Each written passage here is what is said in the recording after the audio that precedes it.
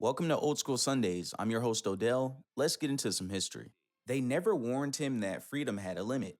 In the late 1960s, when Warren Wells lined up wide for the Oakland Raiders, the game itself seemed to pause. His speed was poetry, the kind that made cornerbacks quit mid stride.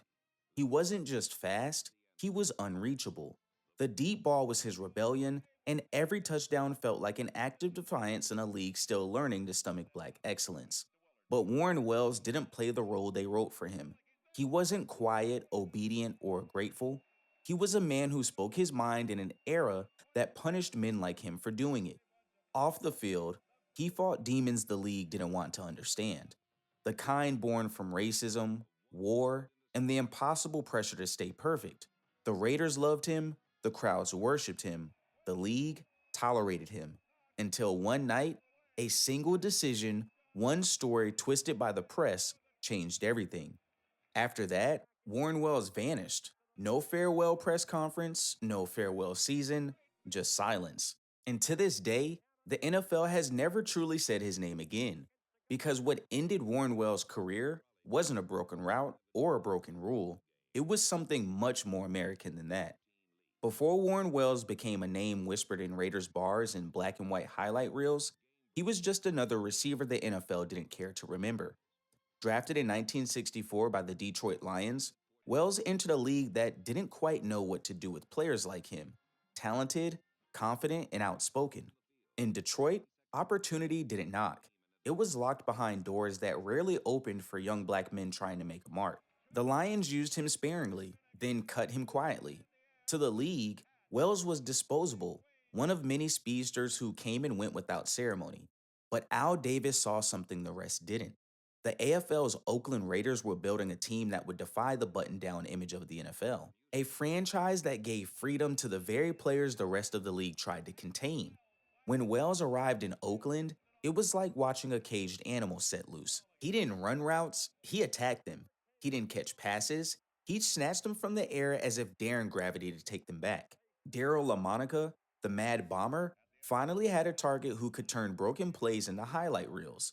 In 1969, Wells led the entire league in receiving yards per catch, an astounding 26.8 yards per reception, a number that still reads like a typo. For a brief moment, he wasn't just a star, he was the future. But the higher he climbed, the more the whispers grew. Teammates saw it too. The sideline glances from reporters, the coded questions about discipline, focus, and attitude, words that always seemed to mean something different when they were about a black man succeeding too loudly. And as Wells kept flying higher, the league quietly started preparing for his fall. Because in the fall of 1969, no man was allowed to shine that bright for long. Success made Warren Wells a star, but it also made him a problem. By 1969, his name was everywhere. Sports Illustrated, radio highlights, even rival defenses whispering about number 81, who could torch anyone deep. He was the NFL's nightmare and the Raiders' crown jewel. But while the fans saw touchdowns, the league office saw something else entirely: a man who wouldn't fit into their box. Wells carried himself differently. He didn't play the part of the grateful black athlete who smiled on cue. He laughed loud, spoke bluntly, and never bowed to the quiet codes that white executives lived by. Inside the locker room, teammates loved him. Fred Biletnikoff, LaMonica, even the notorious Al Davis respected his fire. But outside those walls, the press began crafting another image: reckless, uncoachable, unreliable. The same media that once praised his talent now began dissecting his temperament. They called his confidence ego. They called his independence trouble. And they started hinting, carefully strategically, that something was off the field with Wells.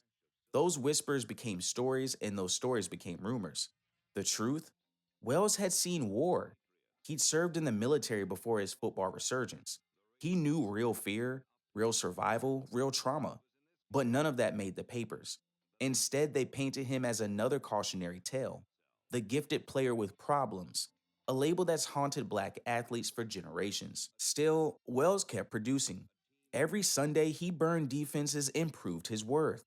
But every Monday, another story surfaced, another headline, another reminder that his freedom on the field didn't protect him off it. In America's game, The scoreboard only told half the story, and Warren Wells was about to learn the other half. The part written by the men in suits could erase everything he built. Because when a black man in 1969 played too freely, they didn't just move the goalposts, they moved him off the field entirely. It started like any other night. The Raiders had wrapped another win, and Warren Wells, still the league's most dangerous deep threat, went out with teammates to celebrate. No fights, no scenes, just laughter and relief in a season where he'd carried a team and a reputation on his back. But by morning, everything had changed. The headlines didn't mention the smiles or the camaraderie, they led with something darker. Raiders star arrested. The story that followed twisted every detail, turning a minor dispute into a public scandal. The same sports writers who once begged him for interviews now treated him like a villain. They never asked for his side, they didn't need to. The image of a black athlete in trouble sold papers, and the league stayed silent. Inside Raiders headquarters, phones rang non-stop. The front office panicked. Al Davis had built a team of rebels, but even he knew the league was watching. A single misstep from one of his players could cost him influence, money, and standing. And Warren Wells, once his golden deep threat, had just become radioactive. Wells thought he'd be suspended, maybe fined. But what came next wasn't punishment, it was exile.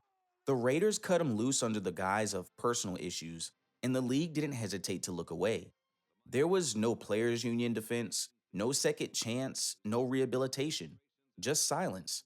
In the span of a few days, the fastest man in football went from unstoppable to untouchable. Teammates later admitted that it didn't feel real. One day he's catching bombs, the next, his locker's empty. No goodbye, no closure. And when the truth finally surfaced, when it became clear that the accusations were exaggerated, distorted, and weaponized, the league didn't correct the record. It didn't have to, the damage was done. Because in the NFL of 1970, you didn't have to convict a black man to destroy him. When Warren Wells disappeared from the Raiders lineup, the league didn't offer explanations, only erasures. Game broadcasts stopped mentioning his name. Reporters who once fawned over his highlight reels quietly moved on to the next marketable star. It was as if Warren Wells had never existed. In the NFL, silence was policy. Players who challenged the system, even by accident, were never rehabilitated, only replaced. There was no investigation, no redemption arc, no public apology. The narrative was sealed. Wells was troubled, and the league had moved forward. But not everyone inside the Raiders was willing to let it slide. Al Davis, the Maverick owner who had built his franchise on rebellion, privately fought to bring Wells back. He argued that the man had served his country, paid his dues, and deserved another chance. But behind closed doors, Davis was pressured, hard. League officials reminded him that optics mattered, that sponsors and television partners didn't want controversy. Davis knew what that meant. Warren Wells' career was over, and there was nothing he could do to change it. For Wells, the silence was louder than any punishment. He wrote letters to teammates that went unanswered, reached out to coaches who no longer picked up the phone. Every door that football had opened now slammed shut in his face. He watched Sundays from home, watching men he'd once outplayed take the field, while broadcasters praised their clean image. To the public, Wells was gone. To the league, he was a necessary casualty. But in bars across Oakland, whispers still traveled. Fans who remembered his deep route said he'd been set up. Old teammates said he knew too much. And some swore the league wanted him gone before he could tell his side. Whatever the truth was, Warren Wells' fall wasn't just a story about one man, it was a warning. Because in the NFL, silence isn't the absence of guilt, it's the sound of control. When the cheers stopped, so did everything else. Warren Wells had gone from running routes before roaring crowds to walking alone down quiet Oakland streets, a man whose name no longer echoed in highlight reels or sports pages. The same city that once chanted his name now looked past him. Fame, like football, had a short memory. Without football, there was no structure, no brotherhood, no purpose. The headlines had done their work. No team wanted the problem player. Jobs disappeared, appearances stopped, and the money faded faster than anyone expected. And like too many men who carried invisible scars both from war and sport, Wells began to battle demons that no one wanted to talk about. He tried to move on, but the system never let him. Each time he tried to rebuild, his past followed. A mugshot, an article, a whisper. Opportunities dried up before they began. Society had already decided what kind of man he was. He drifted through the 1970s like a ghost of the AFL era, the forgotten bridge between the league's rebellion and its corporate future. Friends who'd promised to stay in touch stopped calling. Even Al Davis, who had once championed him, eventually moved on to the next generation of stars. But years later, when Wells finally spoke publicly, his words hit like a gut punch. He didn't blame the Raiders. He didn't even blame football. He blamed the silence. The silence that followed his downfall. The silence that made his name a warning instead of a legacy. I gave them my best, he said softly, but they only loved me when I ran fast. And just like that, Warren Wells disappeared again, this time for good. But before his story ended, there was one last message he left behind, one that the NFL still hasn't answered. History rarely remembers the warning signs, only the aftermath. By the time Warren Wells' story faded into the background of football folklore, the league had already rewritten the narrative. He wasn't the blazing deep threat who redefined vertical football. He was a what if, a wasted talent, a man to be mentioned only when teaching younger players what not to do. But peel back the labels, and what you find is something deeper and far more uncomfortable.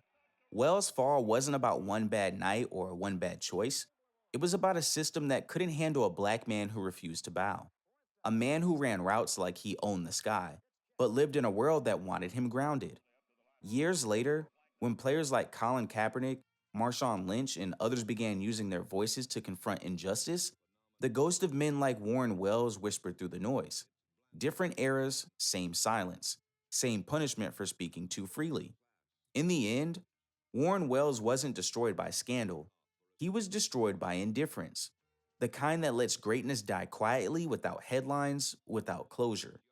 Somewhere buried in the grainy footage of the old AFL tapes, you can still see him, streaking down the sideline, cleats cutting through the California dirt, chasing a ball that no one else could catch. For a moment, he was untouchable. For a moment, he was free. And maybe that's why they had to erase him. Because Warren Wells wasn't just fast, he outran the limits they tried to place on him, and America's game never forgave him for it. If you enjoyed this story about Warren Wells or lived through the golden era of football, like this video and subscribe to the channel, because I will be back with more football history.